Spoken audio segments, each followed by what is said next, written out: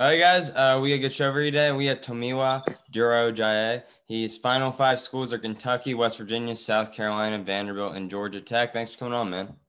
So good. I'm glad to be here. Hey, so I want to talk a little about the high school season. You guys went 7-1. You guys got to play a season, which a lot of people didn't even get to play. So you're fortunate in that aspect. What contributed to you guys having such a good season? There's guys working out during the all season. During COVID, some guys weren't working out, but majority of our team and most of the starters, they were all working out. So that really just played a part. And then I would say guys buying in. We had good team chemistry, so everything was all good. Yeah, you talked about that time during COVID. What was the big thing you guys did? Was it a lot of weight room, or were you guys just doing some pickup? What was it? It was more on your own, just because with all the restrictions and stuff. So guys were working out. Like a lot of guys really didn't stop working out. It was just individual workouts instead of team workouts. Oh yeah, for sure. Your junior season, you had 45 tackles, 19 and a half for loss, 8.5 sacks. What contributed to you having such a great season? And what do you want to work on right now to improve upon? I feel like last season was just really off natural ability. Like when COVID first happened, I didn't really get to train until a month. Really, I didn't really get to get a groove of training until a month before they approved us to have the season. So kind of this year, I would say is just really reacting, not thinking as much, and really just playing. Just making plays, being a game changer. Yeah. You talked about next season. What are the goals for next season for you and then as a team? For me, I want to win Gatorade Player of the Year. And then as a team, just getting the state championship. We've been there the last 2 years, but this year trying to get the job done. Now you get Braden's gonna be back. Yeah, I remember he came on the show because he was in Florida when he did. I'm friends with him, but now you get him back, so that'll be a big boost for you guys for sure. Yeah. Recruiting. You released your final five. How to go the whole process for you? What was it like? I know it's hard. The 21s like me, we did a lot of virtual stuff. How were you affected with it? I was just slow and patient. I didn't really play much my sophomore year, so camps going into my junior year probably would have got me my first offer. They probably would have been big for me, but we didn't get to have that due to COVID, so I didn't get my first offer until after my junior season. So, but it was like it would be in a normal year, everything is really done through Twitter. So that's just kind of how I stayed up, with recruiting and stuff like that. Yeah. So, when schools are starting to recruit you, did you look a lot at the system they run and see where you fit in the best? Or what was the big, things that, made this final five for you? Oh yeah. When it got down to the final five, it was stuff like that, just seeing how I fit in their defense. For me, it was kind of pretty simple just because I wanted to play Power 5. That was the goal for me. Yeah. But in terms of getting down in my top 5 and then hopefully finding a win soon, it's just really been off the personal interest and the personal fits. No, yeah, for sure. That's awesome. You visited all the schools, or do you still need to visit Kentucky? Kentucky's the only school I haven't visited yet. All right, so you visited 4 of those schools. What's a typical visit look like? And are they all around the same? What's it look like? I mean, they are pretty much the same. Coming on Friday, you might hang out just a little bit, meet the coaches, then have a big dinner, and then the players will host you for the rest of the night. Just hang out with the players and stuff like that. Saturday, pretty much a big breakfast, and then it's a tour really the campus and a tour of all the football stuff. Really just just really getting a feel for the program. That's really what Saturday is based around. They'll give you 3 big times to eat, breakfast, lunch, and dinner will all be big. Again, be hosted by the players Saturday night. Just hang around with the players, and then on Sunday, again another big breakfast. Catch up on anything you might have missed during your tour. And then it all ends off with a meeting with the head coach, and then he kind of expresses to you why he thinks you're a fit for the program, all things of that nature. Yeah, no, that's awesome. At least I'm happy you guys got to have those visits. You talked about the food. What visit so far had the best food? I can't even really remember one.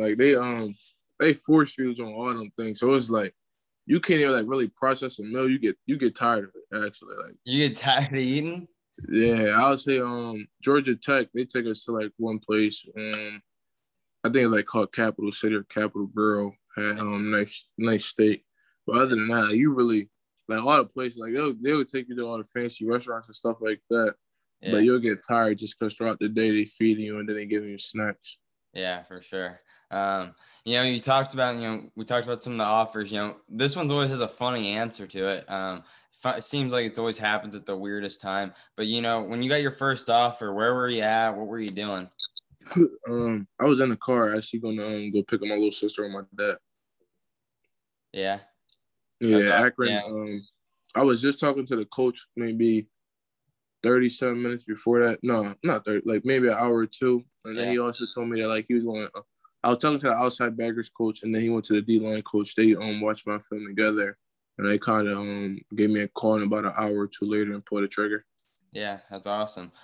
Personally, how did you get into football? How did you get into football? I always had love for the sport. I actually really my first year playing like like not professionally organized was my fifth grade, and then sixth to eighth I played basketball just because I would go to Philly a lot, and then traveling back from Philly to Delaware, like I'll only come back like when school starts, and you'll kind of miss out like on the whole start of the season. So then really in high school, I picked it back up and then kind of really just went training to catch up to like a lot of other kids. And that's really what it's been for me. Like 1 year before, prior to middle school, and in middle school I played basketball and picked football back up in high school. Yeah. Do you think playing like basketball helped your football game any? Definitely, just because it took me a while like to get coordinated, like ladders and stuff, like just getting Yeah. the feet and the hands all together. But you like playing basketball, you kind of you're always moving, always trying to being athletic. So Yeah. kind of with football, it's kind of like there might be times where I'm out of position or I might make a mistake, but I'm able to recover just because of athleticism translating from basketball. Yeah. You talked about, growing up playing football some. Was there a moment in the sport where you're like, yeah, I'm going to be a D1 football player? Do you remember anything? Really, just my freshman and sophomore year, I wasn't that good, but I had the size and I got like a work ethic. So and it was kind of just like you see kids get other offers, and I'm not really more of a. I don't get like jealous or envious. I'm more like motivated by that. Like with Braden, he's a hell of a player. I think he's the best quarterback in the country. But Yeah. just like seeing him get offers, I'm not gonna go hate on him. I'm gonna support him because like that's my bro, that's my teammate. And Yeah. like for me, it's motivation because like you want that same type of attention, you want that same type of love. But like looking at other D linemen around the country, because I look at like 2-for-7 rivals, not more so like big hitter with the rankings. I don't really care about the Yeah. rankings, but just you want to see like what schools or what type of kids they're offering.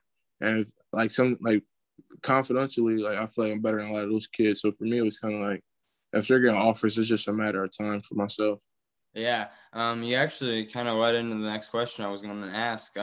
You look at a website like 24/7, right? And you see there's only 4 players in your class from Delaware, and they, underrated you. I was really asking that. And then they underrated Braden. I thought, because I watched Braden and a bunch of these guys, and I feel like Yeah. Braden's definitely one of the best quarterbacks in the country. Yeah, the only thing that I would say the thing that really hurt him was he just got hurt like his past 2 years. So a Yeah. lot of the other quarterbacks, they got more film than him. But I think he's gonna be like a type of guy like he'll go to college and people be like, "Where was this in high school?" Only just because he was due to the fact that he wasn't healthy at the time.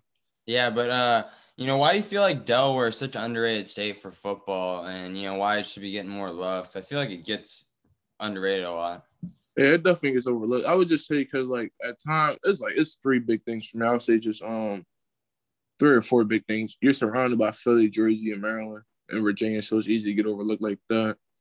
There might be like some guys that are good, but they don't got the grade. So it's like colleges don't even really like unless you're doing something real crazy on the field, the college is not gonna take a chance like with bad grades.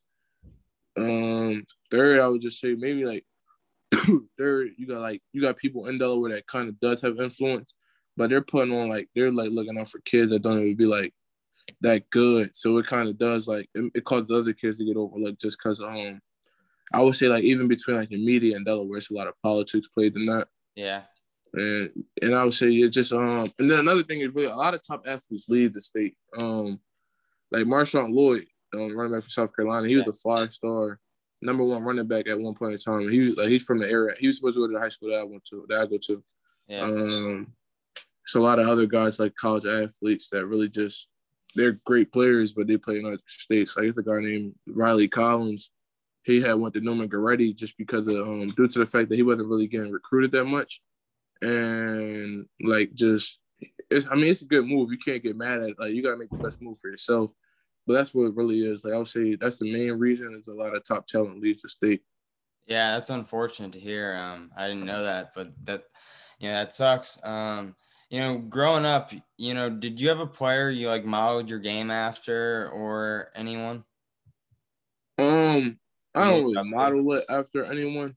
I try to like take different like parts of a lot of people games just in terms of like I don't really want to like model somebody because everybody's different in Yeah, terms of like and then the type of player I want to be like I just want to be a game changer. Like really somebody that the momentum of the game it's like it's on their back. Like for me, it's like you want the attention, but it's like you got to deal with it good and bad. So like, if you make a mistake, everybody's looking at you. But if you make that play, everybody's cheering you on. So for me, I would say really just looking at players that changed the game: Aaron Donald, Myles Garrett, Chase Young.